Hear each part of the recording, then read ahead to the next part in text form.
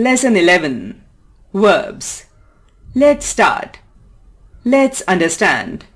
Verbs are words that denote actions, state of being or possession by or of subjects and objects.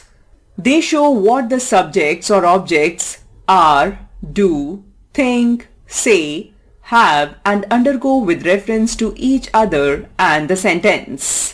A sentence must have a verb in order to communicate its meaning. Examples: the baby is the youngest member of our family. The dog barks all night long. I feel very elated on getting a prize. We have good news for you. Please come and meet me. Verb and its object. For many sentences, a verb needs an object. The following example will illustrate this better. Examples: Hansika practices. Hansika practices for the competition. The first sentence doesn't give any information as to what kind of practice or why Hansika practices, as there is no object. The second sentence instead tells us why she is practicing. However, it is not essential that all verbs have an object. Direct and indirect objects. At times, verbs have two objects. Example: the young man invited the young woman for lunch. Young woman, object 2, for lunch, object 1. Object 1 answers the question what. Object 2 answers the question whom. In other words, the what question is the direct object. The whom question instead is the indirect object. Transitive, intransitive and detransitive verbs. Let's examine the following examples from a different angle. Hansika practices. Hansika practices for the competition. The verb in the first sentence does not have an object. Such a verb is called intransitive. The same verb in the second sentence becomes transitive as it has an object. Detransitive verbs are those that can take two objects. Example: the young man invited the young woman for lunch. Young woman, indirect object. For lunch, direct object. Incomplete verbs, complements. Observe the following sentences. The girl appears. The house were. The doctor seemed. Some verbs agree with their respective subjects, but they do not have objects because they do not show any action or possession. Such loose-ended verbs are considered incomplete verbs, also known as verbs of incomplete predication. You need other words to complete such sentences. These words are called complements and together with the verbs form complete predicates.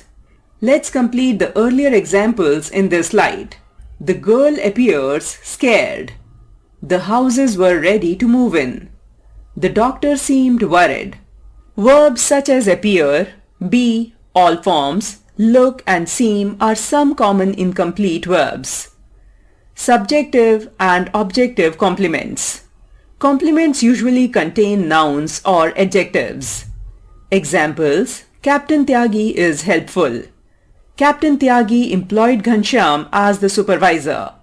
The adjective helpful and the noun supervisor complete the respective sentences. Note that the word helpful tells us something more about the subject Captain Tyagi. It is therefore a subjective complement. Supervisor tells us something more about the object Ghanshyam. This makes the noun an objective complement. Auxiliary and main verbs. Verbs can be classified as auxiliary or main. Auxiliary. They cannot stand on their own and need the help of main verbs to make meaningful sentences. They form tenses and passive forms when used with main verbs. Main. They can stand on their own to make meaningful sentences.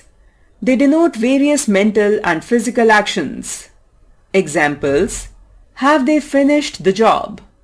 Have, auxiliary verb. Finished, main verb.